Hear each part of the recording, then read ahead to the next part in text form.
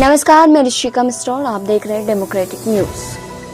प्रबल भारत पार्टी चुनावी तैयारी में जुट चुकी है, जहां प्रबल भारत पार्टी से पटना साहिब के प्रत्याशी शिवनंदन तिवारी इस बार चुनावी मैदान में आ चुके हैं।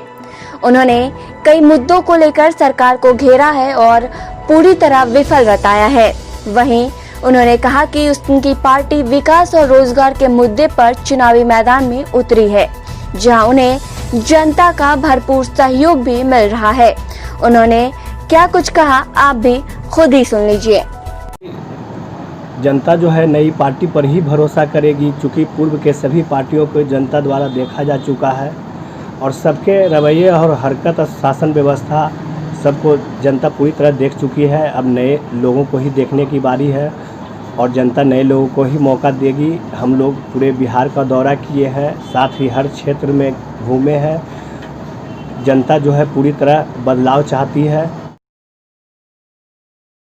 प्रबल भारत पार्टी युवाओं का पार्टी है, जिसमें जो है कि हम लोग बिहार को पुनः महान बनाने के उद्देश्य से हम लोग नई पार्टी प्रबल भारत पार्टी का निर्माण किए हैं। और हम लोग जो है कि पलायन, बेरोजगारी, शिक्षा, स्वास्थ्य, इन सभी मुद्दों पर जो है काम करने के उद्देश्य से जो है पार्टी का निर्माण किए हैं। और हम लोग सभी युवा एक साथ होकर जो है कि बदलाव लाना चाहते हैं। इसी उद्देश्य से पार्टी का निर्माण किया गया है।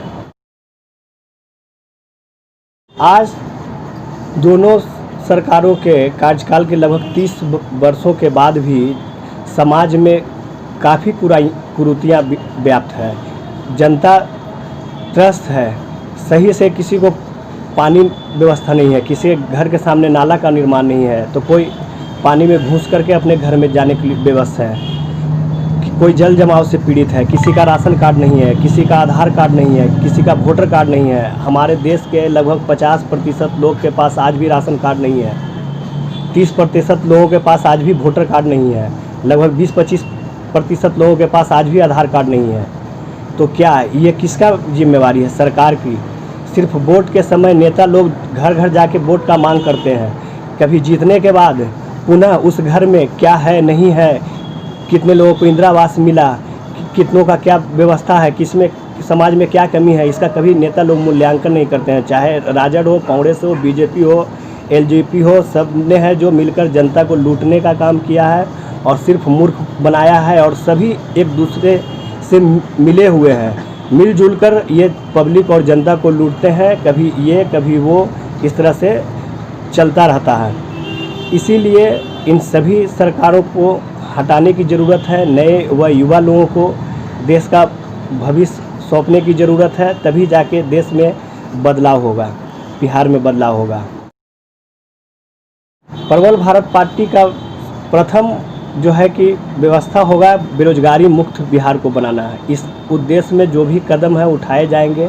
यहाँ से किसी भी परिस्थिति में पलायन के लिए दूसरे राज्य में लोगों को जाना नहीं पड़ेगा। प्रबल भारत पार्टी का मेन यही जो है कि सोच है। इस क्षेत्र में हम लोग कदम उठाएंगे, चाहे पलायन शिक्षा के क्षेत्र में हो या रोजगार के क्षेत्र में। दोनों क्षेत्र में हम पलायन बिहार से बाहर रोकेंगे, क्योंकि जो लोग बिहार से बाहर रहते हैं या शिक्षा के उद्देश्य से या रोजगार के उद्देश्य से, दोनों वहाँ जो कमाते हैं और जो खर्च करते हैं, तो हमारे स्टेट का पैसा अगर वहाँ वो कमा रहे हैं तो उसका 90% वहाँ खर्च कर दे रहे हैं और 10% उनके पास बच पाता है। और अगर जो लोग यहाँ से वहाँ जाकर के शिक्षा लेते हैं तो जो कोटा राजस्थान में बिहार का खर्च जो है वहाँ हो रहा है, तो वहाँ क्या जो है कि आर्थिक हालात सुधरेगा, ना कि बिहार का।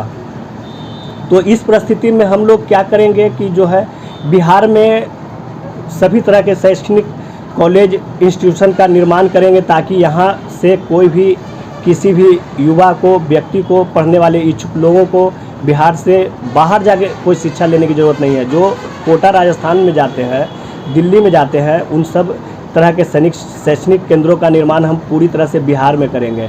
और यहाँ के लोग बिहार में ही रहकर, अपने क्षेत्र में ही रहकर जो है कि यहाँ पढ़ाई का व्यवस्था करेंगे। अगर मान लीजिए कि बिहार में किसी क्षेत्र में एक कॉलेज खुलता है तो वहाँ पर ट्रांसपोर्टिंग जो है कि उसको बढ़ावा मिलेगा, जो है कि वहाँ रूम वगैरह से रिलेटेड दुकान बनिया, हर कहीं भी अगर कोई चीज़ नया शुरू होता है तो उस समूह के सभी लोगों का विकास होता है। तो और हम लोग पर्यावरण के क्षेत्र पर काम करना जो है कि मानते हैं कि पर्यावरण में भी एक असीम संभावनाएं हैं रोजगार से रिलेटेड, और पर्यटक स्थल जितने भी हैं बिहार में उसको सदुरुस्त करने की ज़रूरत है। वो हमारे आमदनी का अच्छा स्रोत हो सकता है। उसके बाद हम लोग का मेन मकसद है शिक्षा जो है पूरी तरह से फ्री करना, चाहे वो किसी धर्म जाति के लोग हों, उससे हमको मतलब नहीं है। बिहार में हर तरह का शिक्षा जो है कि मुफ्त होगा। हायर एजुकेशन, प्राथमिक विद्यालय चाहे जितने भी हैं वो सबको पूर्णतः मूल रूप से जो है शून्य किया जाएगा। किसी चीज़ में कोई भी शिक्षा के क्षेत्र में कहीं भी पैसा नहीं लगेगा। आपको MCA करना है, BCA करना है, MBA करना है, सब के सब जो है कि पॉलिटेक्निक करना है, सबके सरकारी संस्थान हम लोग के द्वारा खोला जाएगा, जिससे में हर किसी को जो है शिक्षा उपलब्ध हो। आदमी का विकास शिक्षा से ही हो सकता है। अगर कोई व्यक्ति शिक्षित न हो, वैसी स्थिति में वो अपना हक तक नहीं जानता है। जब वो हक नहीं जानेगा तो वो किसी से ले कैसे सकता है। इसलिए बिहार को बदलने की ज़रूरत है, युवाओं के साथ देने का ज़रूरत है। और पुराने सभी सरकार को देख लिए हैं। आप लोगों ने देखा, जनता ने देखा, हम लोगों ने देखा, सभी लोगों ने देखा।